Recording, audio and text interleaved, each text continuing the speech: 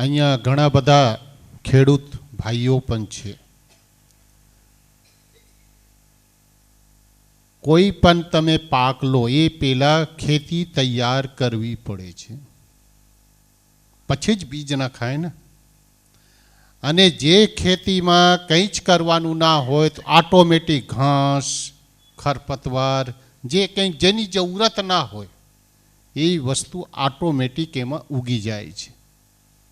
અને પાક લેવું હોય તો ખેતને ખેડવું પડે, એકદમ બરાબર કમ્પ્લીટ તૈયાર કરવું પડશે, પછી બીજ નખાય. અને જે જાતના બી નાખો એ જાતનું પાક મળે છે. એ જ રીતે જીવન છે. જીવનને સારો બનાવવું હોય, સારું કરવું હોય તે મહેનત કરવી પડે. અને કશું જ મહેનત ના કરો તો સાહેબે છેલ્લે કીધું ને, ગધેડા અને ઘુવડ તો થવાનું જ પછી. તો મહેનત કરવાથી જીવનનું નિર્માણ થાય છે. કબીર સાહેબની સાખી પ્રમાણે સાહેબજી બહુ સુંદર વિચાર આપણા વચ્ચે પીરસ્યા. હવે સાહેબજી બિરાજમાન થઈ ગયા છે. સાહેબજીના અમૃત વચન લઈશું. અમારા વચ્ચે બિરાજમાન છે કડખડી કબીરાશ્રમના પૂજ્ય ગુરુવર શ્રી જ્ઞાન સાહેબજી. આપથી વિનંતી છે કે આપ પોતાના અમૃત વચનથી, આશીર્વચનથી આપણને કૃતાર્થ કરજો.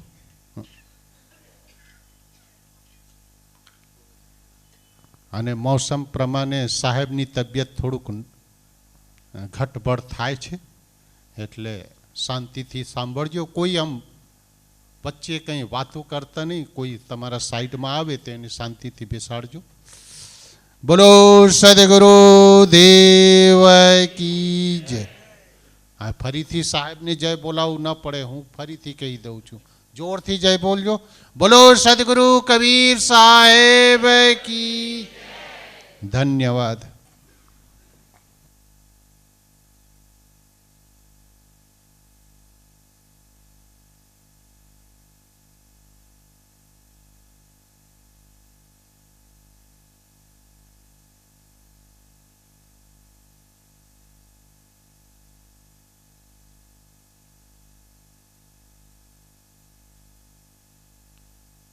शलाकया चक्षुरुन्मीलितं येन तस्मै श्रीगुरुवे नमः. सर्वे भवन्तु सुखिनः, सर्वे सन्तु निरामया, सर्वे भद्राणि पश्यन्तु मा कश्चित् दुःखभाग् भवेत्. श्री कबीर आश्रम, श्री कबीर पारक आश्रम प्रयागराज से पधारे हुए विरत विवेक संपन्न श्रद्धेय श्री साहेब जी, श्री कबीर पारक आश्रम सूरत से पधारे हुए अध्यक्ष श्री गुरुभूषण साहेब जी, विभिन्न आश्रमों से पधारे हुए सभी श्रद्धेय संत गुरुजन, आदरणीय साध्वी समाज, धर्म प्रेमी सज्जनों, श्रद्धामूर्त देवियों एवं प्रिय बच्चों, कार्यक्रम का शुभारंभ संत सम्राट सदगुरु कबीर साहब की वाणी बीजक पाठ से हुआ. तत्पश्चात भजन, फिर अनेक मनीषी संतों से जीवन के विविध पहलुओं पर बहुत ही महत्वपूर्ण विचार श्रवण करने का सौभाग्य मिला. जीवन संसार में एक से एक मूल्यवान चीज़ें हैं, किंतु सर्वाधिक मूल्यवान जीवन है. जीवन से बढ़कर दुनिया में कोई मूल्यवान चीज़ नहीं है. जीवन है तो सत्ता से, संपत्ति से, प्राणियों से, पदार्थों से संबंध है. और जीवन दीप बुझ जाए तो किसी से कोई संबंध नहीं है. यहाँ न कोई व्यक्ति अपना है और न कोई पदार्थ अपना है. जिन प्राणी पदार्थों को हम अपना मानते हैं वे सदा सर्वदा के लिए छूट जाते हैं। फिर न हम कभी उनको देख सकते हैं न बात कर सकते हैं।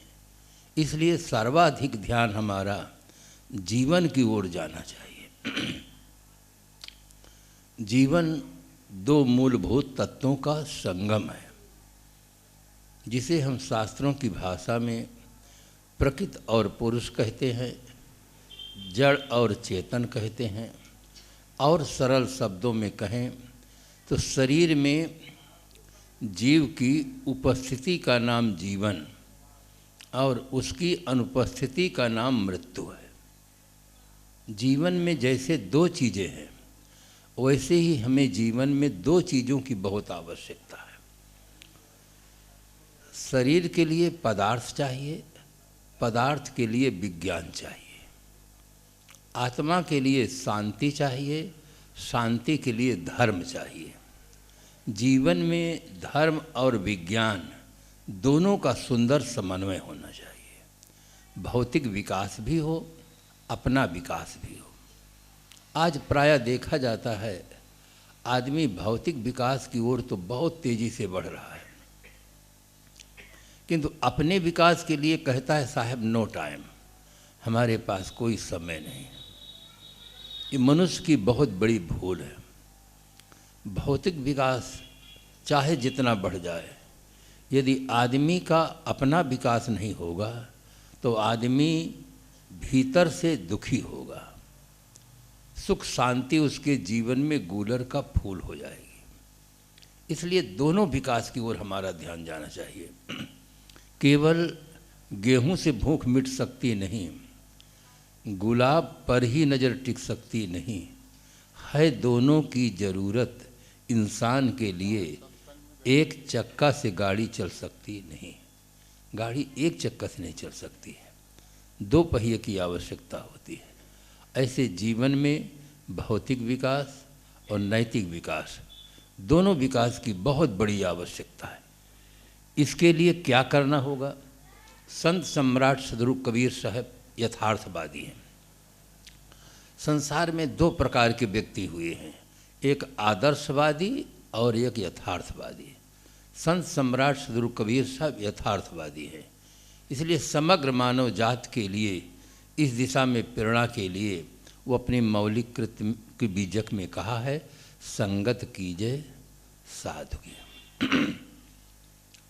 हमारा जीवन तीन चीज़ों से प्रभावित होता है, संग से, साहित्य से और वातावरण से। तीन से प्रभावित होता है। लोकोक्ति है, जैसा करे संग वैसा चढ़े रंग। भौतिक पदार्थों में भी संग का बहुत गहरा प्रभाव पड़ता है। आप एक लोटा में पानी लें, उसमें 2-4 बूंद गुलाब जल डाल दीजिए, तुरंत पानी से सुगंध आने लग जाएगी। और एक लोटा में पानी लें, 2-4 बूंद शराब की डाल दें, पानी से दुर्गंध आने लग जाएगी। सफ़ेद कपड़ा हो, उसको पीले रंग में डाल दीजिए, पीला हो जाएगा। भौतिक पदार्थों में तुरंत संग का प्रभाव पड़ता है। ऐसे जीवन में भी संग का प्रभाव पड़ता है। महारानी कैकेयी को मंथरा का संग मिल जाता है। महारानी कैकेयी भगवान राम को बहुत प्यार करती थी, बहुत प्रशंसा करती थी, किंतु मंथरा के संग से उसकी बुद्धि में इतना बड़ा परिवर्तन हो गया कि महाराज दशरथ के ये कहने पर कि राम के बिना मेरे प्राण नहीं रहेंगे, मैं भरत को युवराज बनाने के लिए तैयार हूँ, किंतु राम वनगमन की अपेक्षा तुम दूसरा वरदान मांगो। कैकेयी अपने विचारों में परिवर्तन नहीं करती है। परिणाम यह निकलता है, दशरथ जी का शरीर छूट जाता है, महाराज श्री राम जैसे सुपुत्र को बन जाना पड़ता है, तीनों रानियों को वैधव्य जीवन जीना पड़ता है, पूरी अयोध्या नगरी में हाहाकार छा जाता है। रामायण के जितने पात्र हैं प्रायः रोते हुए दिखाई देते हैं एक मंथरा के संग के कारण से। इसलिए हर आदमी को पहले अपने संगत में परिवर्तन करना होगा। विश्व में अरबों नर नारी हैं, किंतु कोई भी आदमी बिना संग के जीवन यापन नहीं कर सकता है। संग करने में आप परम स्वतंत्र हैं, चाहे साधु की संगत करें चाहे गलत व्यक्ति की संगत करें, संग करना होगा। तो इसलिए जब संग के बिना हम जीवन नहीं जी सकते हैं, तो संत सम्राट सद्गुरु कबीर साहब समग्र मानव जात के लिए एक संदेश देते हैं कि संगत कीजिए साधु की। साधु से मेरा तात्पर्य है, आज की भाषा में कहूँ तो गुड मैन, अच्छा आदमी, जिनके विचार और कर्म दोनों ठीक हों, उसे साधु कहते हैं। अध्यापन कार्य करने वाले को अध्यापक कहते हैं, चिकित्सा करने वाले को चिकित्सक कहते हैं, वकालत करने वाले को वकील कहते हैं, नेतृत्व करने वाले को नेता कहते हैं। ठीक इसी प्रकार से साधना करने वाले को साधु कहते हैं। साधना है मन इंद्रियों का निग्रह करना, ये साधना। तो साहब पहला संदेश देते हैं कि अच्छे व्यक्ति की संगत करो। आज आदमी प्रश्न करता है कि हम साधु की संगत क्यों करें? हमारे पास रहने के लिए आलीशान बंगला है, जीविकोपार्जन के लिए कल कारखाने हैं, समाज में हमारा सम्मानित स्थान है, फिर हम साधु की संगत क्यों करें? प्रश्न उठाता है।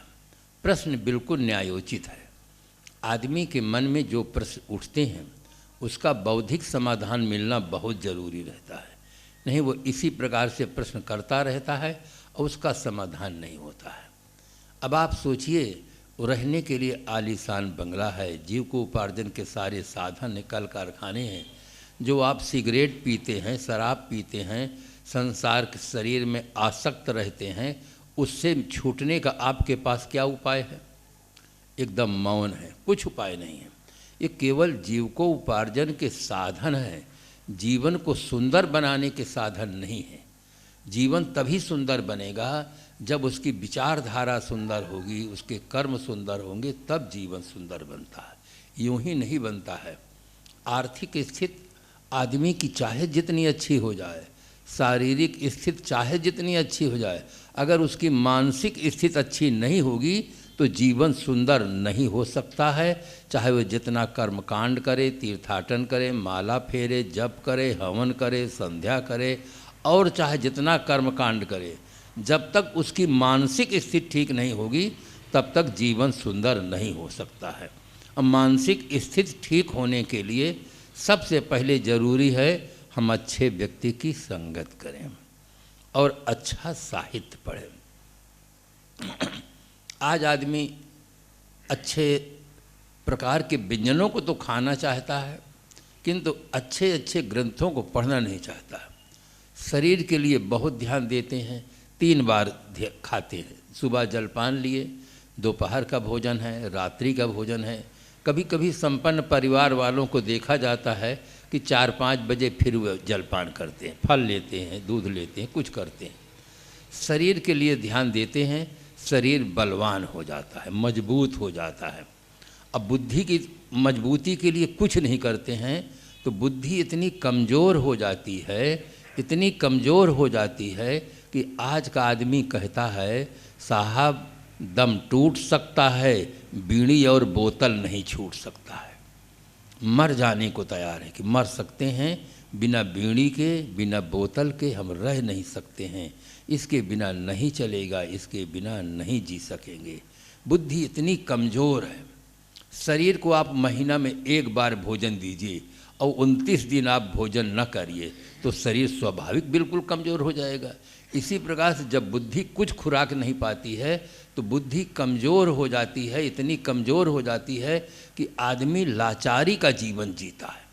हम ऐसे लोगों को देखे हैं जिनके आने पर लाखों लोग स्वागत किए थे और जैसे मंच पर वो बैठे हैं तुरंत तम्बाकू खा लिए। जो संचालक महोदय थे उन्होंने सोचा कि आने में बहुत विलंब हुआ है, जनता चली न जाए, इसलिए उन्हीं को पहले समय दे दिए कि अब क्या करें। एक तरफ संत समाज, एक तरफ राजनैतिक नेता, सामने पर ऑफिसर, फिर और सब जनता बैठी थी, किंतु उनका दिमाग बहुत तेज था। टोपी उतारे और टोपी में थूक लिए, जेब में भर लिए, टोपी फेंक देंगे, पैसे की तो कोई कमी नहीं। कितना लाचारी का जीवन जीते हैं, बड़े बड़े पदों को सुशोभित करते हैं, किंतु बिना सिगरेट पिए, बिना शराब पिए रह नहीं पाते। इसलिए जब तक आदमी की मानसिक स्थिति अच्छी नहीं होगी, कोई भी आदमी हो अपने जीवन को अच्छा नहीं बना सकता है, बाकी सब चीज़ों को अच्छा बना सकता है। जीवन अच्छा बनाना होगा तो मानसिक स्थिति को ठीक करना होगा। कोई आदमी पढ़ना, मास्टर बनना चाहता है और कहता है साहब मेरे पास पढ़ने के लिए समय नहीं है और मैं पढ़ना चाहता भी नहीं हूँ, मास्टर बनना चाहता हूँ, तो क्या कभी संभव है? पढ़ना, अगर मास्टर बनना है तो मास्टर की संगत करना होगा, पढ़ना होगा। अगर डॉक्टर बनना है तो डॉक्टर की संगत करना होगा और पढ़ना होगा। अगर कलेक्टर बनना है तो उसकी संगत करना है और पढ़ना होगा। इसी प्रकार से अगर हम अच्छा आदमी बनना चाहते हैं तो अच्छे आदमी की संगत और अच्छे ग्रंथों को पढ़ना होगा। कोई आदमी अच्छा आदमी तो बनना चाहता है किंतु अच्छे आदमी की संगत नहीं करता है और अच्छा साहित्य पढ़ता नहीं है, अच्छा कैसे बन जाएगा? जब तक उसके पास अच्छे विचार नहीं होंगे, अच्छा आदमी बनने का कोई उपाय नहीं है। इसलिए साहब मूल बात करते हैं, मूल का बड़ा महत्व होता है। एक परिवार था, भक्त परिवार था, संत आते थे। जहाँ संत आते हैं लोग श्रद्धा से सेवा करते हैं, सत्संग में बैठते हैं, सुनते हैं, वहाँ अच्छे विचार मिलते हैं, जीवन जीने की सुंदर प्रेरणा मिलती है। भक्त की एक ही लड़की थी, सुशील थी, सेवा करती थी, सयानी हुई, उसकी शादी हुई, परिवार में जाती है ससुराल में। ससुराल के जो सास थी, सास के विचारों में बड़ी संकीर्णता थी। पहले तो खूब प्रशंसा की कि भक्त घर की लड़की आई है, बहुत अच्छी है, सेवा करती है। सेवा तो करती थी किंतु उसके खान पान को देखकर उसके मन में ईर्ष्या पैदा हो गई कि ये सब चीज़ खाती है, दूध भी खाती है, घी भी खाती है और दही भी खाती है, छाछ भी खाती है। सास के विचारों में बड़ी संकीर्णता थी। विचारों की संकीर्णता और विचारों की विकृति समाज में अनेक समस्याओं को जन्म देती है, चाहे वो सांप्रदायिक जगत हो, चाहे राजनीतिक क्षेत्र हो, चाहे हमारा पारिवारिक जीवन हो। अगर विचारों में संकीर्णता होगी, विचारों की विकृति होगी तो अनेक समस्याएं पैदा होगी। सास के विचारों में संकीर्णता थी। उसने मोहल्ले भर की सासों को इकट्ठा किया और कहा, जिस बहू की आप बहुत प्रशंसा करते थे वो बहू का जीवन तो देखिए, ये सब पर हाथ फेरती है, दूध भी खाती है, घी भी खाती है, दही भी खाती है, छाछ भी खाती है। इसको आप सब मिलकर समझाओ, एक चीज़ खाए, चाहे जो खाए, एक चीज़ खाए, सब पर हाथ न फेरे। उन सासों ने पूछा, क्या आपकी सास जो कहती हैं सही कहती हैं? बहू रानी कहती है, सास तो माँ है, बिल्कुल सही कहती है। मैं दूध भी पीती हूँ, कभी दूध नहीं रहा तो घी भी ले लेती हूँ, नहीं रहा तो छाछ भी पी लेती हूँ, कुछ नहीं रहा तो दही भी खा लेती हैं। सही रूप में मैं चारों का सेवन करती हूँ। आपकी सास का कहना है केवल एक चीज़ खाएं, चारों चीज़ न खाएं, जो चाहें वो खाएं, एक में स्वतंत्र हैं। बहू रानी ने कहा कि आज से आप आगे आपको नहीं आना पड़ेगा, मैं संकल्प लेती हूँ कि आज से एक ही चीज़ खाऊंगी। वो सास को माँ का संबोधन किया। सासों के मन में इतना अच्छा प्रभाव पड़ा कि ऐसी बहू तो हमको मिलना चाहिए। प्रायः देखा जाता है आदमी अपनी गलती को स्वीकार नहीं करता है, अपनी गलती को दूसरों के ऊपर मढ़ता है, और बहू रानी अपनी गलती को स्वीकार करती है कि हाँ मैं चारों चीज़ खाती हूँ। आलोचना करने वाले को माँ कहती है और अपनी भूल को स्वीकार करती है। हम जो कहती हैं उसको भी स्वीकार करती है। समय बीता, सायंकाल का समय हुआ, अपने इष्ट देव गुरुदेव को याद करती है।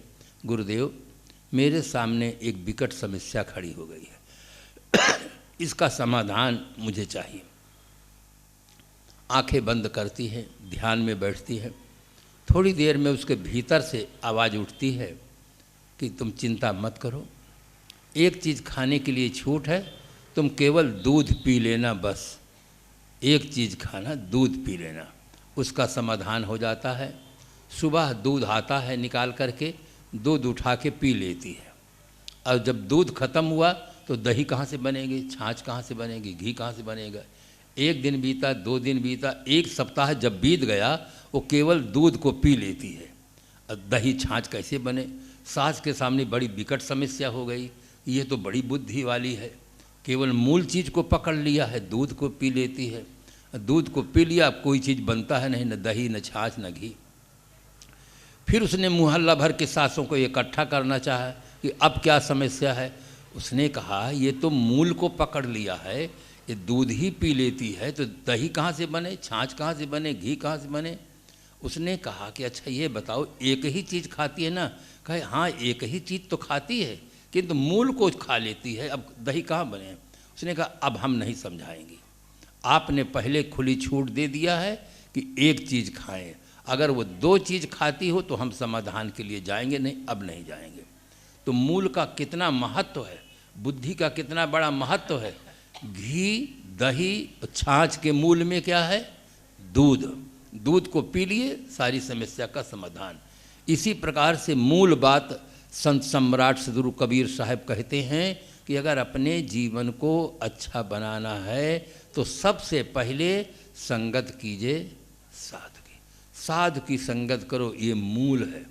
यहाँ संगत से देखो, हम और आप अपने जीवन में देखें, अगर कोई संत न मिले होते तो क्या ऐसा जीवन जीने का सौभाग्य मिलता है? नहीं मिलता। इसलिए भगवान राम ने भी कहा था, प्रथम भगत संतन कर संगा। पहली भक्ति बताते हैं, संतों का संग करो। सप्तम सब मुहिमय जग देखे, मोते अधिक संत कर लेखे। हम थोड़े से असावधानी करते हैं, सब चीज़ों में जिंदा चाहते हैं। अगर हम अपने बच्चे को ट्यूशन पढ़ाना चाहते हैं तो जिंदा अध्यापक के पास भेजते हैं। कोई अध्यापक का शरीर छूट गया हो, बहुत तेज पढ़ाने वाला हो, उसको फ़ोटो बना लें और उसके पास कहें बेटा जाओ पढ़ो, तो फ़ोटो पढ़ा नहीं सकता है। हम बिल्कुल सावधान हैं कि फ़ोटो पढ़ा नहीं सकता है। कोई आदमी बीमार हो और डॉक्टर का फ़ोटो रख ले, कहे डॉक्टर साहब इसका ऑपरेशन करना है, तो ऑपरेशन भी नहीं कर सकता है, कुछ बता भी नहीं सकता है। फ़ोटो ना ऑपरेशन करेगा ना कुछ बता सकता है। हमें दूध चाहिए, दूध के लिए जर्सी गाय का बहुत सुंदर फ़ोटो बना ले जो 20 किलो दूध देती हो, और कितना भी श्रद्धा रखो 1 तोला दूध मिलने वाला नहीं है।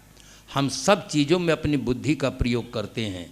जिंदा अध्यापक के पास जाते हैं, जिंदा डॉक्टर के पास जाते हैं, जिंदा जानवर रखते हैं, तब दूध मिलता है। जिंदा जीवन साथी अपना जिंदा चाहते हैं, खाली पूजा करने के लिए भगवान भर जिंदा नहीं चाहते हैं। कितनी बड़ी भूल करते हैं। अब बिना जिंदा के कुछ काम होने वाला नहीं। संसार में जो कुछ विकास किया है, हुआ है, सब जिंदा आदमी ने किया है। मुर्दा कुछ नहीं कर सकता है, निर्जीव कुछ नहीं कर सकते हैं। इसलिए भक्ति के क्षेत्र में भी सदगुरु कबीर साहब ने एक बहुत बड़ी क्रांति की कि तेहि साहेब के लागहु साथा, दुई दुख मेट के हो सना था। सदगुरु संतों की उपासना करें, जिनकी उपासना से मनुष्य को ज्ञान मिलता है, बोध मिलता है, पवित्र जीवन जीने की एक प्रेरणा मिलती है और हमारे सामने एक आदर्श भी रहता है। हर आज जो आदमी प्रश्न करता है साधु की संगत क्यों करें, क्या हमें मिलेगा? आप सोचिए, खेती करते हैं तो आपको क्या मिलता है? अन्न मिलता है और धन मिलता है। व्यापार करते हैं तो आपको क्या मिलता है? धन मिलता है।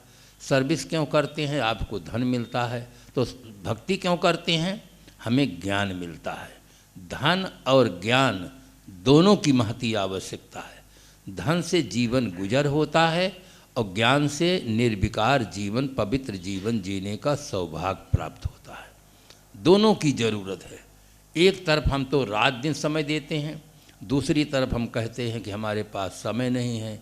कुछ लोग तो कहते हैं साहब इतने बिजी हैं, इतने व्यस्त हैं कि हमें कुछ खाने को समय से टाइम नहीं मिलता है, बहुत बिजी है, बहुत व्यस्त है।